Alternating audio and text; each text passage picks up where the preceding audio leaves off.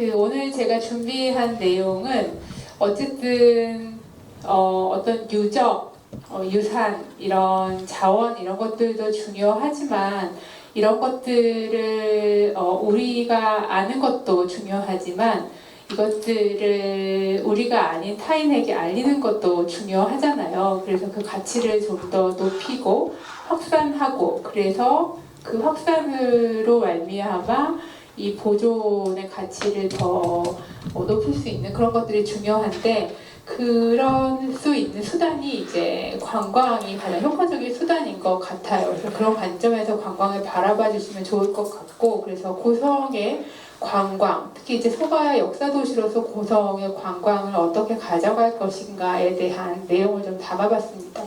그러려면 고성의 지금 관광 현황이 어떠한가를 좀 알아볼 필요가 있겠죠. 물론 여러분들이 저보다 훨씬 더 잘 아시겠죠. 왜냐하면 고성에 저는 약간 외계인 같은 사람이잖아요. 하지만 제가 외지인으로서 바라보는 관점이 어떤지 한번 들어보시고 우리가 그런 시선을 조금 서로 나눌 수 있는 그런 시간이 됐으면 좋겠고요.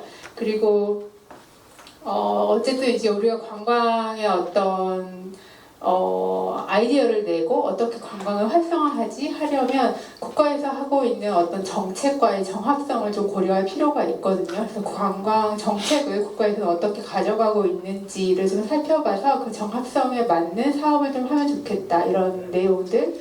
그리고 관광객은 어쨌든 경영학이 전공이니까 경영학 관점에서 보면 소비자예요. 우리 지역에 와서 시간을 쓰고 돈을 쓰고 우리 자원을 소비하는 소비자이기 때문에 그 소비 트렌드를 조금 살펴볼 필요가 있습니다. 그들이 무엇을 원하고 무엇을 좋아하고 어디에 돈을 쓰는지, 이런 트렌드를 좀 살펴볼 필요가 있거든요. 그래서 그들의 어떤 선호나 욕구나 기호에 맞는 커뮤니케이션, 상품, 이런 것들이 좀 필요하거든요. 그래서 그런 것들에 대한 분석. 그래서 우리는 소가의 역사도시로서 고성을 어떻게 바라볼 것인가, 이런 내용들을 살펴보겠습니다. 먼저 우리의 어떤 관광 현황을 좀 살펴보겠습니다. 뭐 좀 상태를 알아야 그죠? 더 건강해지던 뭐 좀 이렇게 고쳐보던 뭐 할 수 있으니까요. 우리의 상태를 조금 알아보겠습니다. 큰 돈을 들이지 않아도 실은 고성 이제 그 국가에서 관광 데이터를 제공을 하고 있습니다. 물론 정확하게 고성에 오는 관광객 수를 집계하는 것은 물리적으로 현실적으로 불가능합니다. 하지만 국가에서 이제 여러분들이 사용하고 계시는 이 핸드폰의 통신사를 데이터를 그 개인정보 제외하고 확보하고, 그다음에 여러분들이 쓰고 계시는 카드 데이터를 개인정보 제외하고 확보하고, 이제 이런 빅데이터를 좀 확보해서 유동인구를 기반으로 고성에 살고 있지 않은 사람이 고성에 와서 어디에 머무르고 얼마나 머무르고 얼마를 쓰는지, 이런 것들을 파악해서 이제 공공자료로 공개를 하고 있습니다. 그래서 그런 내용들을 좀 살펴봤더니 작년 고성의 유동인구는 그 전년도 대비 약간 늘었습니다. 그리고 평균 체류 시간은 14시간 정도 체류하는 것으로 나타났고, 그 전년도 대비 3.4%가 체류 시간이 증가하고 있습니다. 그 중에 이제 송악동 고분군, 여기 근처죠. 여기에 체류하는 시간은 평균 2시간인 것으로 집계가 되고 있고요. 그 중에 유동인구 중에 숙박 방문객 비율은 전체 중에 7% 내외를 차지하고, 숙박 방문객 중에 70%가 1박을 체류하는 것으로 확인이 되고 있습니다. 하지만 관광 소비는 전년도 대비 1.8%포인트가 감소한 것으로 확인이 되고 있습니다. 종합해보면 작년 고성의 관광은 한마디로 얘기하면 방문 볼륨, 전체적인 볼륨은 늘었으나 체류와 소비로는 이어지지 않는 구조적 한계가 있다, 이렇게 조금 정리를 해볼 수가 있겠습니다. 근데 이건 실은 제가 다른 지역도 이제 분석해보고 발표해봐서 이제 자료를 계속 모니터링하고 있어서 아는 얘기인데 고성만 가지고 있는 특징은 또 아닙니다. 많은 이제 지역의 소도시, 특히 이제 수도권에서 멀리 떨어진 지역의 소도시가 비슷하게 가지고 있는 좀 구조적 한계이기도 하거든요.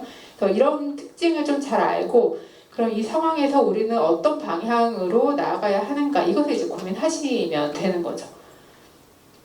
체류 시간을 좀 구체적으로 살펴보겠습니다. 고성군의 외지인, 고성군민이 아닌 외지인이 여기에 체류하는 평균 시간, 평균 시간, 이제 왔다가 갈 때 1박 하는 사람도 있고 당일 왔다 가는 사람도 있고 뭐 반나절 왔다 가는 사람도 있겠죠. 어쨌든 평균 시간을 하면 14시간입니다.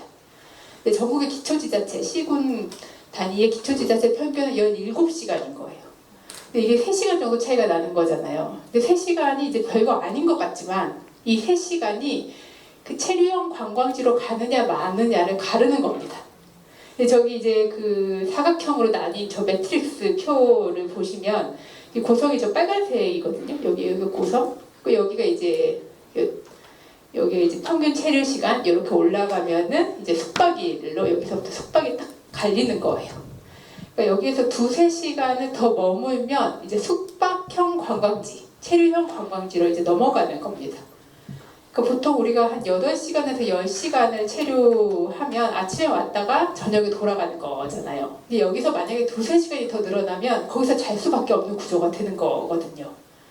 그러니까 그런 의미에서 우리는 2-3시간만 더 머무를 수 있게 이 사람들이 하면은 조금씩 체류형 관광지로 발전할 수 있겠다. 처음부터 확 되지는 않겠지만 물론 위치가 보시면 아시겠지만 우리의 지금 현실적인 위치가 여기에 이제 있는 거니까 그렇지만 우리의 어떤 단기적, 중기적, 장기적 목표를 설정했을 때 어떻게 조금씩 방향을 가져가야겠다라는 이제 현실과 미래 방향성을 설정할 수는 있는 거죠. 숙박객 비율을 조금 살펴보겠습니다. 앞에서 말씀드린 것처럼 외지 숙박객 비율 7%, 그러니까 93%는 당일 여행객이라는 거고 그 중에 1박을 체류한 관광객이 70%라는 것입니다. 그러니까 숙박으로는 아직 이어지지 않는 구조, 이건 뭐 콘텐츠의 문제일 수도 있고 숙박 시설의 문제일 수도 있고 두 가지가 다 작용하는 것 같아요. 그리고 이제 숙박객이 이제 1박 이상으로는 잘 체류하지 않는 그런 이슈들, 그리고 대부분의 관광객들이 반나절에서 한나절 있다가 귀가하는 이런 패턴들이 조금 고착화되고 있어서 어떻게 하면 콘텐츠 품질 개선으로 체류 시간을 반나절을 한나절로, 그리고 이거를 이제 오버나잇으로 확대할 수 있을지, 그리고 동선을 조금 재설계해서 여기에서 체류 시간을 평균 14시간에서 평균 16시간 17시간 이렇게 조금 확대할 수 있을지, 숙박 전환율을 좀 제고할 수 있을지 이런 고민들을 좀 해보면 좋겠다, 이런 인사이트를 얻을 수 있었습니다. 데이터를 기반으로 해야 우리가 정확한 목표 설정과 방향 설정을 할 수 있어서 이런 관점에서 데이터를 바라봐 주시면 좋을 것 같아요. 이제 방문객 특성입니다. 여기 뭐 자세히는 안 보셔도 괜찮은데 여기 그래프를 보시면, 이 파란색 그래프를 보시면은 이게 월별 방문객 또 연간 방문객 이런 현황들인데 별로 크게 막 변동성이 없잖아요. 그러니까 이런 것들이 다른 지역을 보면은 피크가 있거든요. 예를 들어 봄, 가을 여기서 피크가 확 있다든지 어떤 연도에 특별하게 피크가 있다든지 이런 특성을 보이는 지역들이 좀 있습니다. 근데 이제 고성 같은 경우는 월간이든 계절이든 연간이든 큰 피크가 보이지가 않다라는 거예요. 근데 저는 이제 이런 부분에서 긍정적으로 봤던 거는 어떤 특별한 이벤트가 없이도 기본 수요층이 꾸준하게 존재하고 있구나, 이제 이렇게 조금 이 데이터를 읽어봤습니다. 그래서 어쨌든 이 꾸준한 수요층을 어떤 체류형 콘텐츠로, 상시 체류형 콘텐츠로 전환한다면 잠재력이 있지 않겠는가, 이런 생각을 좀 해봤고요. 그리고 고성에 오는 사람이 어디에 거주지를 두고 있는가, 어느 지역에서 오는가, 이거 이제 방문지에 그들의 거주지를 좀 살펴봤더니 대부분의 방문자들은 당연한 이야기가 있지만 인근 광역, 부산 경남 지역에서 약 74%가 방문을 하고 있습니다. 그런데 이제 제가 주목했던 점은 그 다음은 대구 경북 지역이 아니라 수도권인 거예요. 수도권이 8.3%, 실은 꽤 높은 비율이거든요. 주변에 대구 경북이 더 가까운데도 수도권이 훨씬 높은 비율을 차지하고 있다는 거죠. 그리고 잠재 시장이 수도권에 더 많이 있다라고 보는 게 맞는 거죠. 그래서 타겟 시장을 설정할 때 부산 경남 위주의 수요 시장을 확대하면서도 야금야금 수도권 시장을 점유해 나가는 이런 전략을 조금 써야 된다, 이런 생각들을 좀 해볼 수 있었습니다. 그리고 이제 그 카드를 이제 대부분 사용하니까 카드사의 이제 매출을 좀 분석해 보면 어디에서 돈을 쓰는지가 좀 나옵니다. 대부분 봤더니 문화관광, 그리고 이제 F&B, 그러니까 먹고 카페 가고, 여기에서 이제 대부분의 비율을 차지하고 있었습니다. 근데 많은 경우에 요즘 이제 뭐 먹방도 그렇지만 먹방 카페가 우리나라 요즘 관광의 대부분의 트렌드이기는 하거든요. 그렇기는 하지만 고성에서도 특히 이제 역사문화 콘텐츠하고 이 음식, F&B 활동이 결합돼서 나타나는 이 반일 관광, 당일 관광, 이런 형태의 방문 행태가 많이 나타나고 있어서 이러한 성격을 좀 고려한 방향들이 좀 필요하겠다, 이런 생각들도 좀 해봤습니다. 그리고 이제 연관 관광지라는 개념인데요. 제가 다른 지역에서도 말씀드린 적이 있어서 개념을 알고 계신 분도 계실 텐데, 저희가 이제 마트에 가면은 물건을 하나만 사지는 않잖아요. 장바구니에 뭐 맥주 사면은 오징어 땅콩도 같이 사는 거잖아요. 그래서 이제 사람들이 장바구니에 어떤 아이템들을 같이 담는지 분석을 하면, 마트에서 뭐 묶음 상품으로 팔 때 이걸 살 때 저것도 같이 사니까 이거 같이 묶어서 팔면은 잘 팔리겠다, 이렇게 해서 이제 마트의 그 수익을 올리는 그런 전략을 사용하거든요. 그래서 장바구니 분석이라는 게 있습니다. 그런 관점에서 이제 관광에서도 그런 분석을 합니다. 왜냐면 우리가 보통 여행을 갈 때 한 관광지만 가지 않죠. 고성에 오면 한 군데만 갔다 집에 가지 않잖아요. 그래서 보통 사람들은 고성에 오면 여러 군데를 들렀다가 집에 가서 어디에 왔다, 어디를 들렀다 집에 가는지 이걸 분석할 수가 있는데, 지금 이제 송악동 고분군을 중심으로 분석을 해봤습니다. 왜냐면은 저기는 아직 POI, 그러니까 그 데이터로 분석할 수 있도록 그 국가 데이터로 등록이 동해도 유적지는 안 돼 있어서 일단 송악동 고분군으로 분석을 한번 해봤습니다. 그래서 2024년에 송악동 고분군을 왔던 사람이 어디를 들렀다 갔는지, 그 중에서도 가장 많은 연관이 있는 게 순서대로 어떤지, 2025년은 어떤지, 이렇게 이제 비교한 표입니다. 근데 이제 좀 제가 인상 깊게 봤던 내용은 2024년과 2025년에서 달라진 점 중에 하나가 이 고분군에 왔던 사람 수요층과 공룡 테마 수요층이 연결되기 시작했다라는 점입니다. 이게 실은 중요한 포인트라고 저는 생각합니다. 제가 2019년부터 고성에 이제 오기 시작했는데요. 제가 19년에 왔을 때는 공룡 테마의 수요층과 이 역사문화 관광지, 특히 이제 요 과야 쪽 역사문화 관광지의 수요층은 완전히 분리되어 있었습니다. 공룡에 가는 사람은 여기 오질 않는 거죠. 관심이 완전히 다르니까요. 그렇잖아요. 공룡 좋아하는 아들내미 데리고 있는 엄마가 고분군을 올 리가 없잖아요. 완전히 분리되어 있었거든요. 근데 이제 이게 연결되기 시작했다는 거는 실은 아주 좋은 기회 요인인 겁니다. 왜냐하면 공룡 시장이, 수요 시장이 아주 큰 시장이고 잠재 시장이 크기 때문에, 그리고 이게 완전히 연관이, 어떤 정체성의 연관이 없다라고 보기도 어렵다. 저는 연관이 있다라고 관광 수요자 입장에서는 보고 있기 때문에 이 연결성이 중요한 기회 요인으로 바라보고 있습니다. 나중에 조금 더 설명을 드릴게요.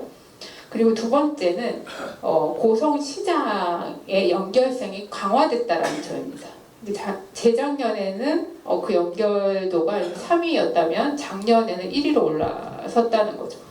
특히 이 읍내에 있는 이 유적과 전통시장과의 연결성이 점점 강화됐다는 것은 아주 중요한 기회 요인으로 작용하고 있다라고 보입니다. 그리고 제가 실제로 이게 궁금해서 최근에 올라온 이런 고성 여행 블로그들을 좀 찾아봤더니 사람들이 왔다가 시장에 가고 시장에서 이제 이런 뭐 구경하고 뭘 먹고 이런 것들에 대한 재미 요인들을 많이 발견을 하고 있더라고요. 그래서 그런 것들을 잘 활용하시면 실은 체류 시간을 늘릴 수가 있고 여기 지역 소비를 늘릴 수가 있잖아요. 그러니까 두 마리 토끼를 잡을 수 있는 역할을 시장이 할 수 있거든요. 그래서 그런 것들이 주로 되게 긍정적인 사인이다 이렇게 보여지고, 세 번째는 원래는 2024년을 보면 다 고성관 내의 관광지만 보여요.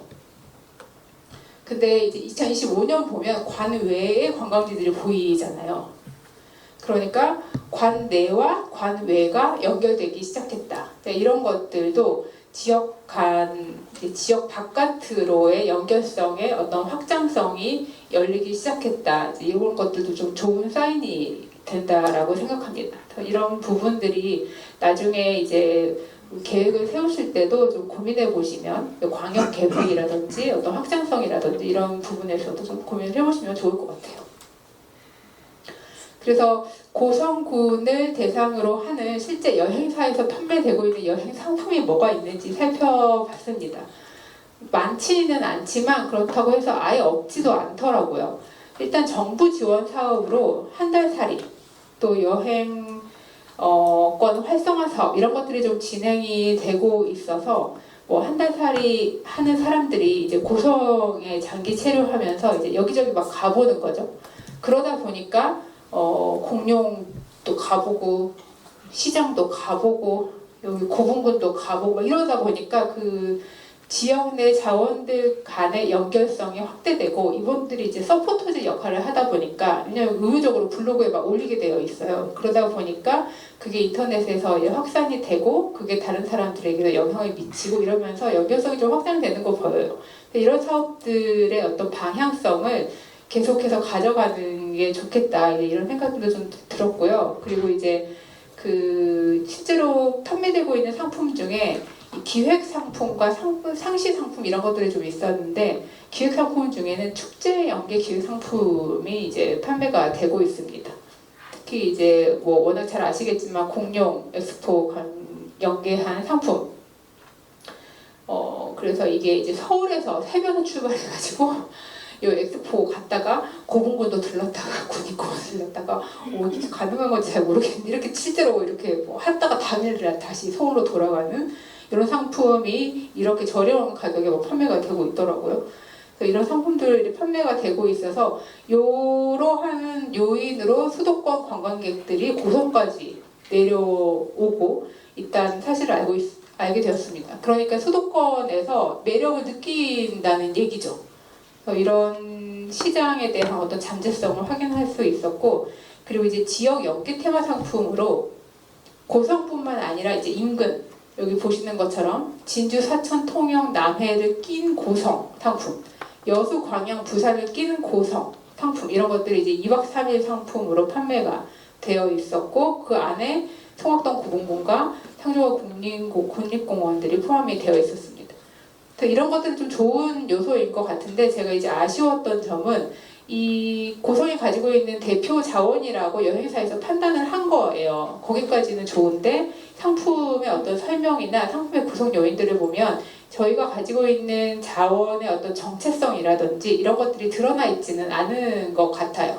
그래서 이제 고성군에서 생각을 이제 해보신다면 어떤 여행사를 대상으로 어떤 설명회나 팸투어나 아니면 어떤 지원 사업이나 이런 것들을 좀 통해서 그 우리가 가지고 있는 어떤 자원의 정체성을 확보할 수 있는 방법, 스토리텔링을 위해 통해서 어떤 강화할 수 있는 방법, 조금은 더 독자적으로 우리의 정체성이 강화된 상품을 출시할 수 있도록 지원할 수 있는 방법, 이런 것들을 조금 중장기적으로 고민해 보시는 것도 필요하지 않을까 하는 생각을 해봤습니다.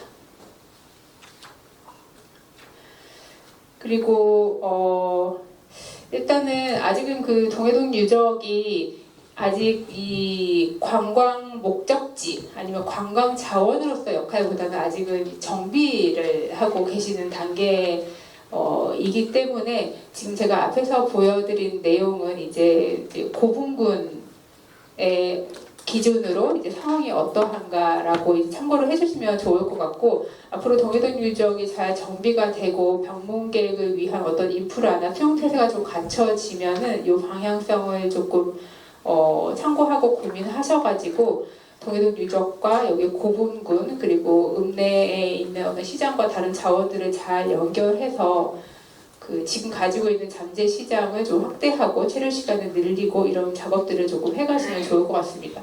왜냐하면 그 지역, 특히 이제 지방 소도시 같은 경우는 유동인구, 상주 인구는 당연히 줄어들고 있잖아요. 그 인구 소멸 뭐 우리나라만 그런 거 아니고 전 세계적으로 그러는 거니까 당연히 줄어든 건 당연하고, 실은 지방 소도시는 유동인구도 줄어들고 있어요.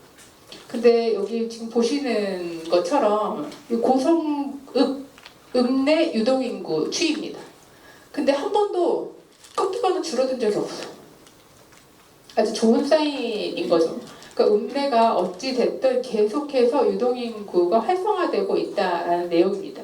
제가 생각했을 때는 제가 이제 읍내 맨날 와보면은 해가 바뀔수록 점점 읍내가 좋아지고 있다는 생각이 들어요. 이게 좋아지고 있다는 뜻이 뭔가 막 새로 뭐가 건물을 짓고 막 이런 게 아니라 점점 활기를 띠고 뭔가 크고 작은 변화들이 나타나고 이런 것들이 느껴지거든요. 외지 사람이 봤을 때는.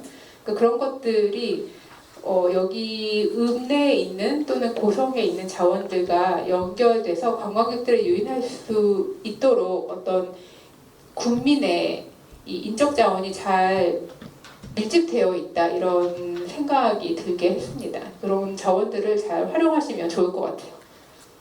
그래서 좀 종합해 보면 단독 콘텐츠로는 체류 시간이 아시겠지만 어디 한 군데 가서 한두 시간 이상 머무는 거 좀 쉽지 않습니다. 그래서 좀 연결할 수 있는 복합 콘텐츠 구축이 조금 필요하고, 소가야 역사문화 단일 테마만으로도 반나절 이상 체류하는 게 쉽지 않을 수 있기 때문에 너무 이렇게 폐쇄적으로 하지 않고 어떤 융복합 테마로 결합해서 확장하는, 그래서 역사도시로서도 소가야의 어떤 역사도시로서 고성의 브랜드로서 리브랜딩한 상품을 좀 개발해가는 이런 포용성을 좀 갖추는 것이 필요하겠다, 이런 생각을 좀 해봤고요. 어쨌든 아직은 전국적으로 브랜드 인지도가 좀 낮기 때문에 타겟을 좀 선정하고 맞춤형 콘텐츠를 좀 확보하는 것, 이런 것들이 좀 필요하겠다라는 생각이 들었습니다.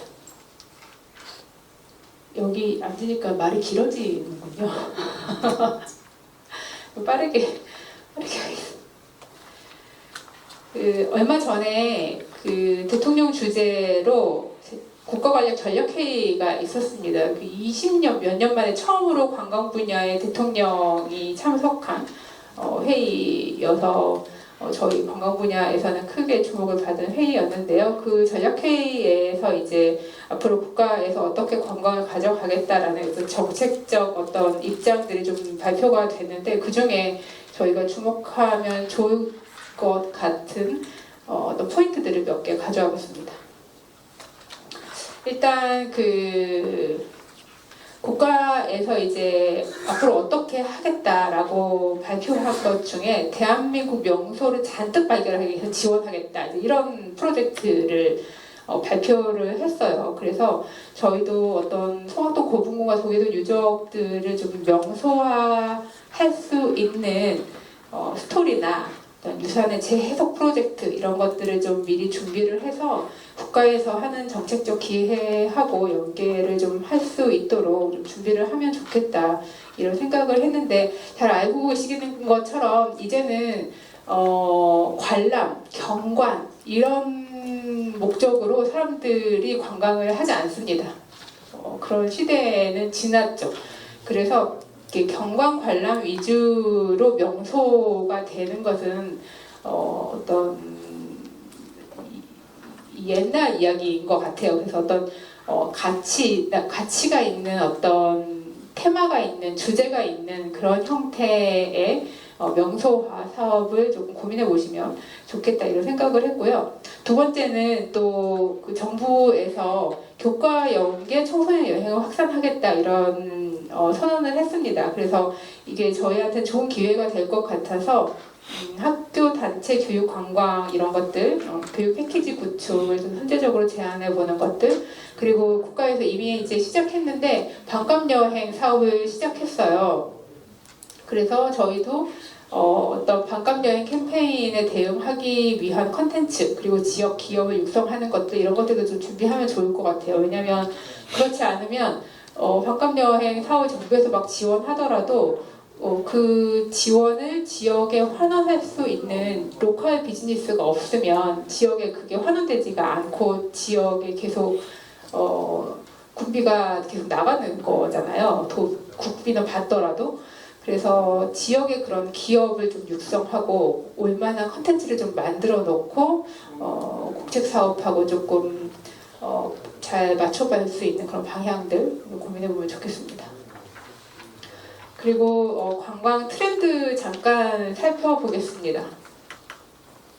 이게 저희가 지금까지 이야기하는 건 실은 공급자 관점에서 이제 군이나 이제 정부나 상품을 만드는 개발자나 컨설팅 이런 관점에서 어떻게 돌아가는가 이런 관점이었다면 실은 소비자는 저희랑 또 다른 입장이잖아요. 뭘 원하고 뭘 좋아하고 어디에 돈을 쓰고 이런 관점이기 때문에 소비자의 눈을 갖는 게 중요하거든요. 그분들은 어떤 눈을 가지고 있는가, 어떻게 우리 상품을 바라보는가, 어떤 걸 원하는가 이런 것들을 좀 바라보는 게 필요해서 트렌드를 좀 집중적으로 항상 살펴보면 좋으실 것 같은데 간단하게 살펴보겠습니다. 알겠습니다. 네 가지 트렌드만 간단히 살펴볼게요. 이번 트렌드 발표한 내용 중에 그 로컬 리크리에이션이라는 트렌드가 있어요. 근데 저희 그 고성에 좋은 기회 요인이 된다라고 저는 생각했던 게 결국은 저희가 동해선 유적도 그렇지만 생활 유적이잖아요. 근데 관광에서 가장 큰 트렌드가 지금 몇 년 동안 변하지 않고 앞으로도 변하지 않을 트렌드가 생활 관광이에요. 그러니까 대단한 관광 경관, 관광지 이런 것을 보려고 사람들이 관광을 하지 않고 직접 살아보는 것, 현지에서 느껴보는 것, 그 사람들의 생활 공간에 직접 들어가 보는 것, 이런 관광을 원한단 말이에요. 그런 걸 생활 관광이라고 하기 때문에 우리는 이 생활 유산, 생활 관광, 그들의 생활상, 우리의 생활상 이런 것들을 직접 경험하고 느끼고 할 수 있는 컨텐츠, 이런 유산의 가치, 생활 유산의 가치를 전달할 수 있는 방법, 이런 것들을 조금 고민해서 경험할 수 있게 해준다면 충분히 이 트렌드에 맞는 어떤 유산의 가치 확산으로 이어질 수 있다고 생각합니다. 그리고 두 번째는 N극화 소비가 점점 확산되고 있다는 점입니다. 옛날에는 내 소비가 올라가면 돈을 더 많이 쓴다. 이게 이제 정형화된 시장이었어요. 부자들한테 팔아야 더 비싼 상품을 팔 수 있다. 이거였거든요. 근데 이제 그렇지 않습니다. 내가 돈이 없어도 내가 가치를 두는 거에는 서슴지 않고 큰 돈을 쓰는 거예요. 하지만 내가 아무리 돈이 많아도 그게 중요하지 않으면 지갑을 열지 않는 거죠. 이걸 N극화 소비라고 하거든요. 그러니까 다시 얘기하면 아무리 예를 들어 정부에서 반값 여행을 지원한다고 해서 그래서 너가 쓰는 돈의 반을 우리가 할인해 줄게 한다고 하지만 가치 있는 소비가 되지 않는 이상 사람들은 그 상품을 선택하지 않을 거라는 겁니다. 그래서 이 N극화 소비와 반값 여행 정책과의 정합성 이런 것들을 잘 따져가지고 우리가 그 소비자들이 원하는 가치가 무엇인지를 고민하고 어떠한 컨텐츠가 그들의 가치를 충족시킬 수 있을지 이런 것들을 좀 고민하는 게 필요하겠습니다. 그리고 고밀도, 여행의 밀도를 높이는 공간 설계가 필요하다. 이런 것들이 최근에 가장 이제 각광받고 있는 트렌드 중에 하나입니다. 이거는 좀 자료를 참고해 주시면 좋을 것 같은데 경복궁 달빛 여행에서 어떤 미식과 산책, 퍼포먼스가 결합된 경험이라든지 해녀의 부엌에서 이게 식당인데요. 실은 음식만 판매하는 게 아니라 거기에서 해녀의 스토리 그리고 그 무대에서 공연도 하고 또 관광객들이 음식을 먹으면서 그 무대에 참여도 하고 이런 것들이 포함된 복합 경험 공간이에요. 그래서 그런 것처럼 이 경험의 밀도를 다층화해서 높일 수 있는 것들이 좀 관심을 받고 있는 그런 트렌드가 나타나고 있어서 우리도 유산을 어떤 소개하고 체험하게 하고 콘텐츠를 구축할 때 한 개의 감각만으로 유산을 체험하게 하는 것보다 이 밀도를 다층화해서 높이는 것들이 너무 중요하지 않겠는가 이런 생각들을 좀 해봤습니다. 그리고 다들 느끼시겠지만 이제 같은 상품을 같은 메시지로 모든 세대에게 전달할 수 없습니다. 그러면 아무도 공감하지 못하는 거죠. 세대별 맞춤, 의미 부여 이런 것들도 좀 중요한 트렌드로 나타나고 있습니다.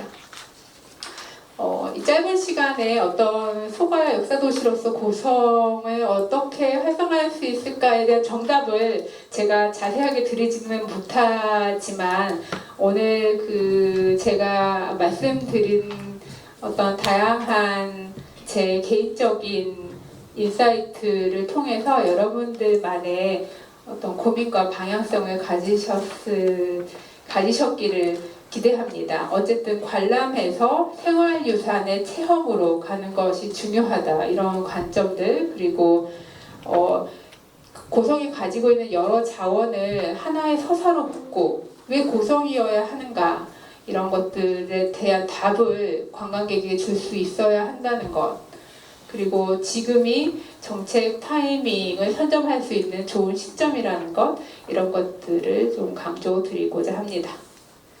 부족한 발표 경청해 주셔서 감사합니다. 발표 감사드립니다. 고성의 관광에 대한 현황 분석 및 객관적인 진단을 통해서 왜 고성으로 관광을 와야 하는지 이런 활성화 방안을 설명해 주셨습니다. 다시 한번 발표에 감사드립니다. 이제 이번 학술대회의 마지막 발표입니다. 이러다가 잘못하면 한정생한테 토론을 한 번도 못할 것 같아서 다시 3번 주제로 가겠습니다. 우선 그거 한 번 끝내고 또 시간을 보겠습니다. 한정생님 관광하고 관련되는 부분의 발표에 대해서 토론을 아마 신광수 선생님 혼자 하셨죠? 그것 좀 토론해 주십시오. 네, 발표를 아주 재미있게 잘 들었습니다. 워낙 이쪽 분야의 전문가시니까 이게 단순히 고성 지역만이 아니라 한국 관광 데이터랩 자료를 기반으로 해서 최근에 경향이 어떻게 되는지 그리고 이제 결국 핵심적인 거는 방문은 증가하는데 체류와 소비로 이어지지 않은 이 구조적인 한계를 어떻게 해결할 것인지에 대해서 이제 다양한 방법을 제기를 해주셨는데요. 저는 저희 발표와 관련해서 간단한 것 한 2가지 정도만 질문할 예정인데요. 이게 말하자면 이 사람들을 더 오랜 시간 붙잡아 두고 관광을 시키기 위해서 만약 고성 동해동 유적을 정비를 한다고 할 때 고각적 경관을 중심으로 한 해설형 공간으로 가는 게 좋을지 아니면은 이게 체험이라든가 교육이라든가 이런 쪽 직접적으로 뭔가를 해볼 수 있는 어떤 그런 것들로 가는 게 좋을지 하는 부분에 대해서 전문가로서 좀 조언을 좀 해주시고요. 그 다음에 발표 자료집의 마지막 페이지에 아주 핵심적인 그런 키워드를 제시해 주셨는데요. 해상왕국의 긴 기다림, 고성이 깨어납니다 라고 이렇게 제시를 해주셨는데 사실 일반인들을 대상으로 해서 전문가들만 알아듣는 용어, 예를 들어서 복합유적 하면 도대체 일반인들이 어떻게 알겠습니까? 그러니까 이 복합유적이라는 용어보다도 오히려 더 일반인들이 알아듣게 이렇게 쉽게 순화하는 용어를 쓸 필요가 있을 것 같은데 고성 동해동 유적에 여러 가지 지금 성격이 있는데 그 중에서 가장 일반인들이 인식하기에 좋은 핵심적인 어떤 키워드를 뽑는다면은 뭐 이 학술적으로 그렇다고 잘못된 거를 뽑을 수는 없지만 그래도 뭐 크게 잘못되지 않는 범주 내에서 쓸 수 있다면은 어떤 용어가 가장 그 이렇게 말해서 핵심적인 용어가 될지 하는 부분에 대해서만 좀 조언을 부탁드리겠습니다. 선생님, 교수님 쉬운 질문이죠? 아니, 제가 아까 그 신광규 소장님 토론문 읽고 좀 투정을 부렸거든요. 너무 질문이 어려웠다고.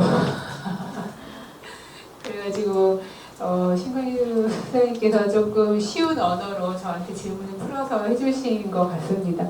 근데 저도 실은 여기 토론문에 있는 내용을 발표 자료를 준비하면서 제 스스로도 많이 던졌던 질문이기도 하고 실은 답이 없는 질문이기도 합니다. 그래서 제가 고민했던 내용을 조금 나눌 수 있는 좋은 토론문이라서 제 고민을 나누면 좋을 것 같습니다.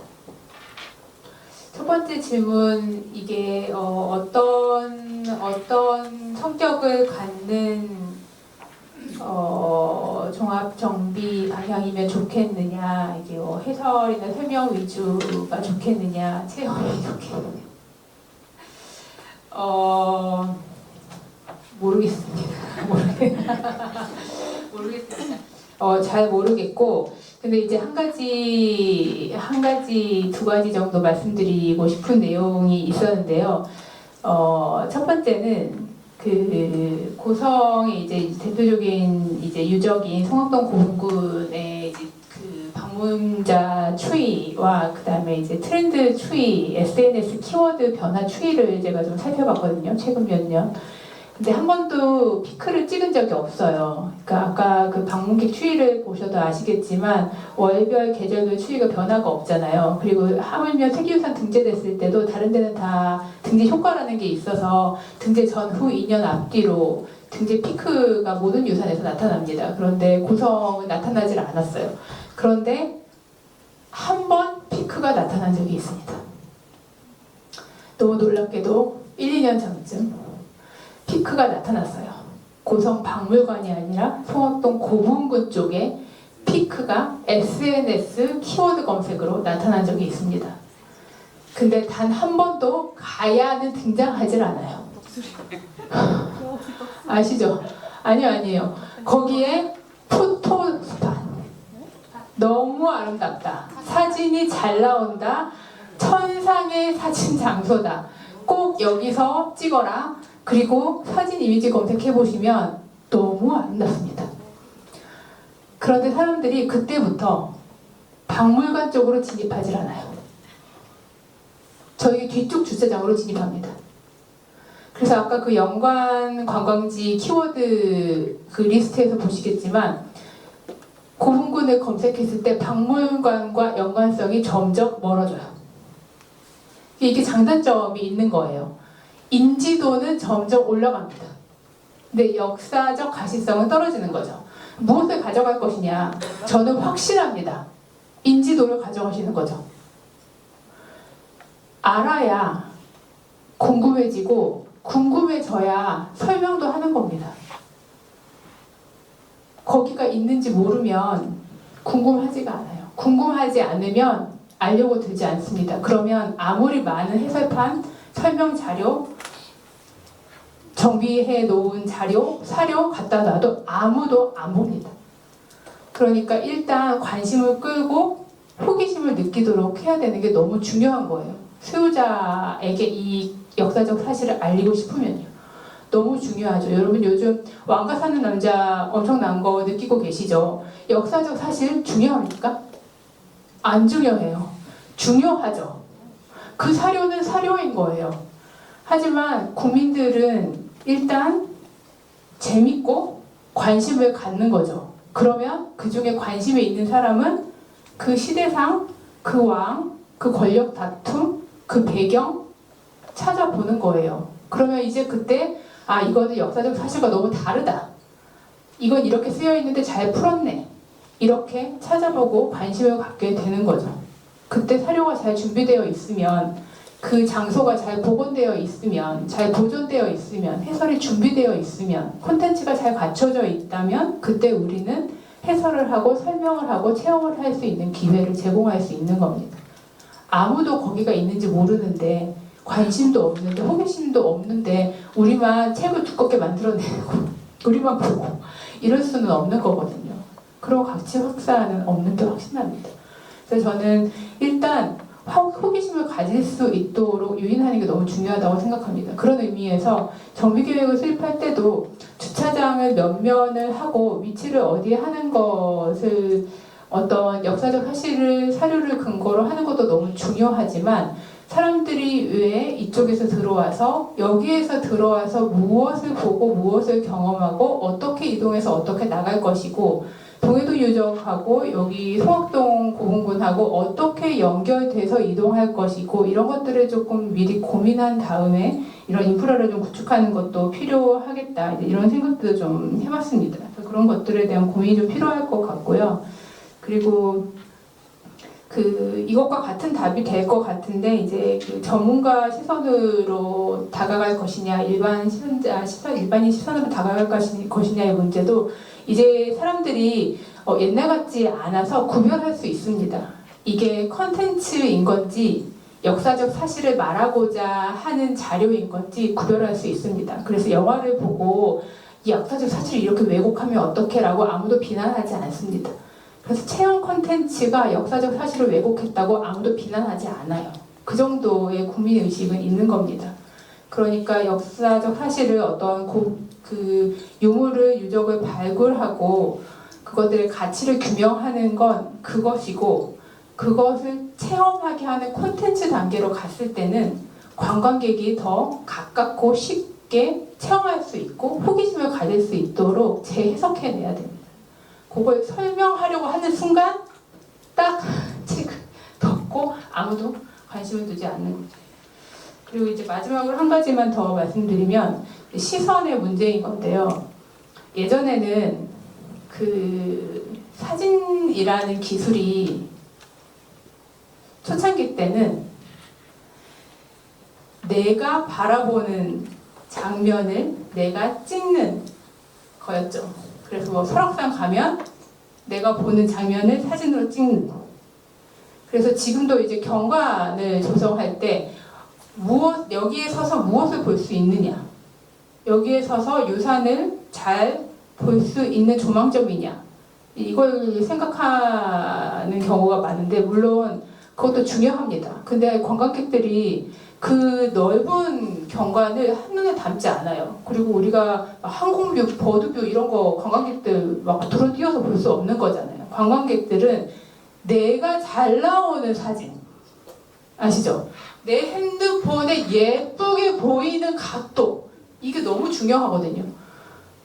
그 포인트를 만들어 주셔야 하고 그게 인터넷과 내 SNS에 떠야 그 사진으로 군청 홈페이지에 올리셔야 그 사진으로 군청 앱 페이스북에 올리셔야 그래야 사람들이 호기심을 갖고 한 번이라도 가보고 싶어 하는 겁니다.